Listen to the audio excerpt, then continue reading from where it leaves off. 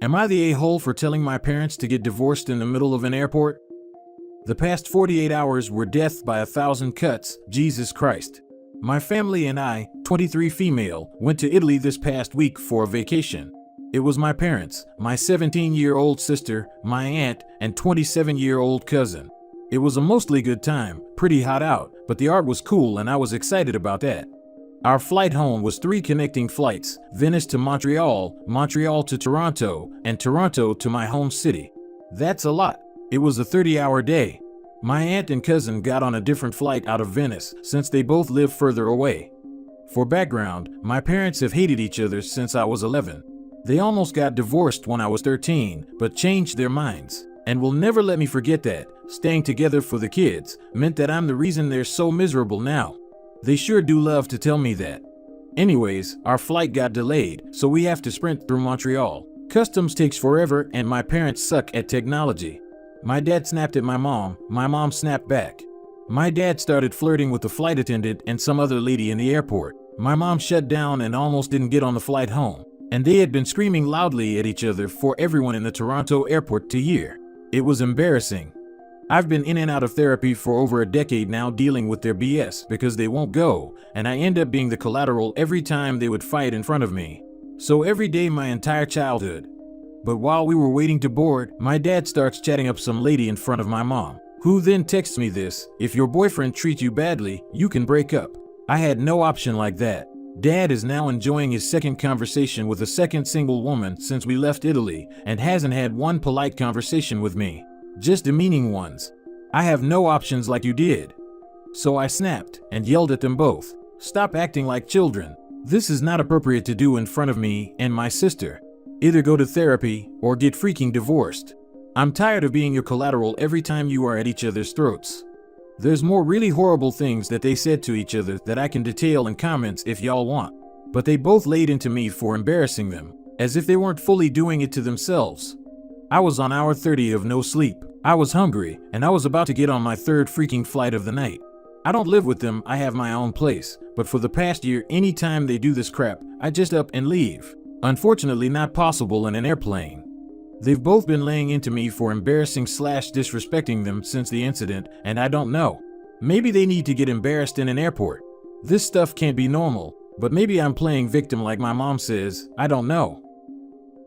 Tell them it's not 1950 anymore, and nobody cares if they get divorced. It's no longer a stigma, and they are both not doing anybody any favors by staying together. If anything, they are driving their children into therapy. You say you have a sister. How old is she?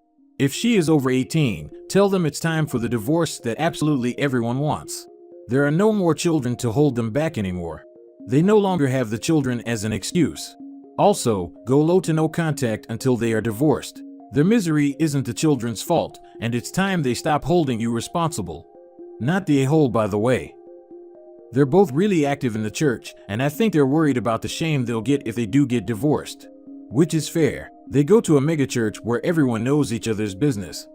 Personally, if I was a little more feral, I'd hit up my old pastor with my prayerful concerns or some BS, so they can get peer pressured into marriage counseling or something, but I don't know. Wouldn't take much to convince me to do it though. Not the a-hole. You embarrassed them? That's rich. You're correct that they should not be acting like this in front of their children, or in public generally. It is so inconsiderate. Also, I would feel so uncomfy if an obviously married man who was in a flight with his wife was trying to flirt with me at the airport, with kids right there too. What a prick move, honestly. I feel bad for the women your dad tried to drag into that mess. Clear not the a-hole. Maybe you shouldn't have yelled, but no one can blame you for doing so. They sound horrible to be around. I went on a long international flight last year with one layover. I was probably awake for 24 hours from hotel to home. I'm pretty chill normally, but I had a small panic attack trying to get my luggage at my home airport.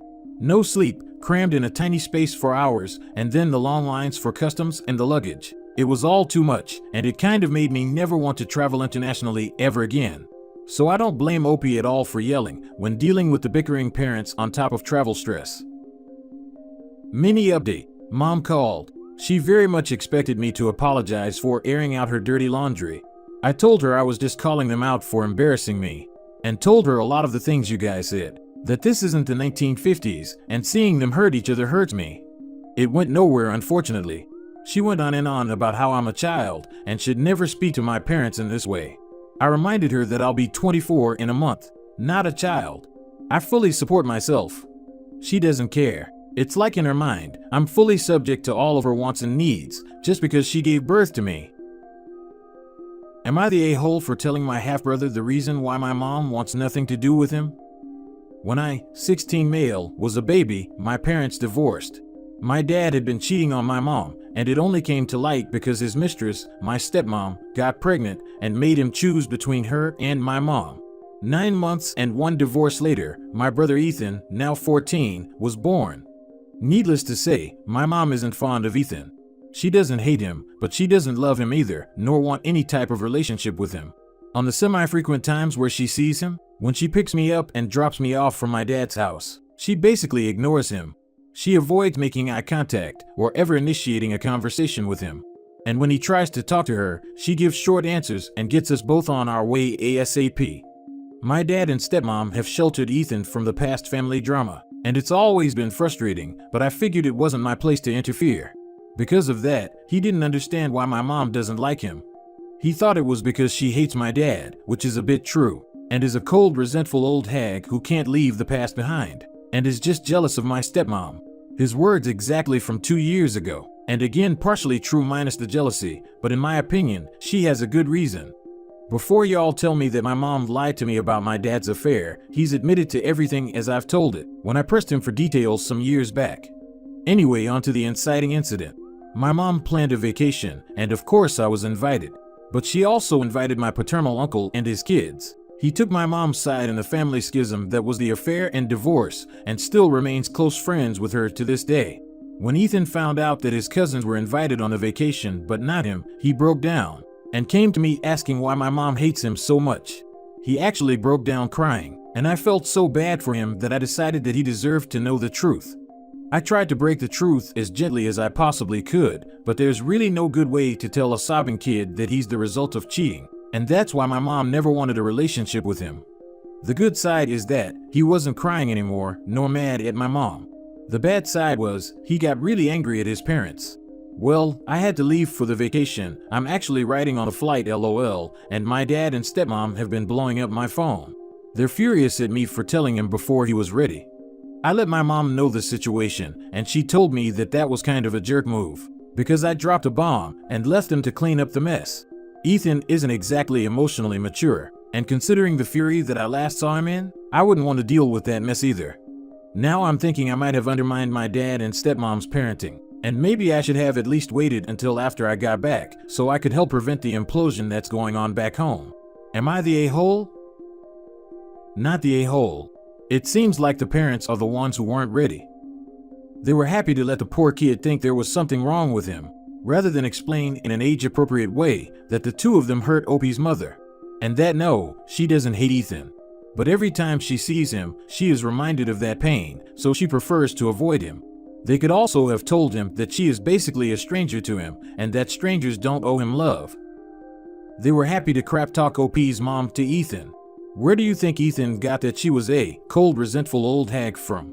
I'd be willing to bet stepmom and or dad refer to her in that way. Not the a-hole. They never would have told him the truth. It was easier to paint your mom as the bad guy, instead of revealing they have been lying all along. Adults should never expect kids to keep secrets for them. Not the a-hole. This is the way. Sorry to be that Redditor, but this really resonated with me for why I was upset about this whole situation. Not the a-hole. They had an easy way to fix this. You don't have to go into gory details, but a few facts would have allowed him to understand how your mother felt. The fact that they left it this long, and you had to absorb the emotional reaction from him, is on them, not on you. I am sure everyone could figure out a better way to let him know, but there does come a point where a young teen has to just give the information that they know as best they can. I think you did that. Definitely think their reaction wasn't because he isn't ready. It's been 14 years. They were never gonna tell him, and now he knows anyway. It always amazes me when cheaters point fingers at everyone but themselves. It's not their fault for cheating, but it's Opie's mom's fault for not forgiving. Then Opie's fault for telling, and their son's burden to bear for the dislike they caused him. Real winners, these people. Am I the a-hole for moving back into my apartment after my fiancée gave up my space in her house? My fiancée, 36 female, of 3 years, and I, 37 male, just got engaged a couple months ago. I still have a lease on an apartment until September 31st, but I've been slowly moving into my fiancée's house since our engagement. She has 2 kids from a previous relationship, 19 female and 16 male, and they both have rooms at her house, even though her daughter has been living with her boyfriend for a year. There is 1 spare bedroom at her house, and before I moved in, I asked if I could turn that room into a gaming/hobby room, so that I could have a space in the house that I could kind of call my own. She did not have a problem with this. I have already been contributing to some bills and other household expenses since I've been living with them pretty much full-time now. So over the past few weeks, her son and I have been bringing over my gaming and hobby stuff and putting it in that room. He and I share a lot of the same interests, so it's actually been a pretty cool bonding experience for the 2 of us. Well, last week her daughter came over and told my fiancée that she's pregnant and wants to keep the baby. She also said that she and her boyfriend can't afford to live on their own and afford a baby, so they want to move back in with my fiancée. My fiancée agreed right away, and she told me about it after the fact. She also told me that I would have to move all of my stuff out of the spare room because that would now be the baby's room. I was pretty disappointed because her son and I had already put a fair amount of work into that room, but it's still her house and her daughter, so I didn't really feel like I have a say in the matter. So this past weekend, her son and I moved everything back to my apartment. I have been staying at my apartment since then, and I'm now considering extending my lease for another year. My fiancée and I had planned on having a spring wedding next year, but she said that with her daughter's pregnancy, the wedding will probably be delayed until next fall at the earliest. When I told her I was considering extending my lease so that I would have space of my own, since it sounds like her place would be pretty crowded for the foreseeable future, she did not like my idea. I explained to her that I need to feel like I have space of my own, and that's not going to be possible at her house right now. But she accused me of ditching out, just because life got a little complicated. She said that I should be doing everything I can to save money for our wedding and honeymoon, and that throwing money away on a lease when I could live with her for much cheaper is a stupid idea. But to me, the conditions of me moving in have drastically changed. I was looking forward to sharing interests with her son, but now that has been taken away from us, and 2, eventually 3 more people have been added to the house. I don't really know what this means for our relationship just yet, but I already feel like that house will never really feel like it's my home too. Not the a-hole. Honestly, I think you need to reevaluate the entire situation. If she unilaterally makes these types of decisions, daughter, boyfriend, and soon-to-be grandchild moving in, and postponing the wedding, I would be questioning what else is she going to decide on your behalf without consulting you, because it's her house. Are you ready to be a parent to a baby? Something tells me the 19-year-old will heavily be relying on mom, and soon-to-be stepdad to shoulder the child-rearing duties. Maybe not. Maybe everything is fine. Only you have insight into the situation. Are you ready to be a parent to a baby? I have exactly 0 experience with babies. I would not be much help in that area. Well, she clearly expects you to help. That's why she's mad you aren't committing to moving in. His help and money. I assume she will have to pay for everything regarding daughter and grandchild, so she needs an additional income to make it work. Opie should delay moving in until the daughter is fully independent if he wants his space, time to play, and fun money. In his shoes, I would stay in my own place until daughter moves out, and will never marry someone who takes decisions for both of us without discussing them first. Right. Opie should let fiancé know he doesn't want to be in position where he is raising someone else's child and see how she reacts. This relationship may have run its course, unfortunately. Oh man, look. Keep your lease because 1. She's a mother with her own set of priorities. 2. Those priorities have shifted because of number 1. 3. I think she expected you to pitch in with the bills now that her daughter is home.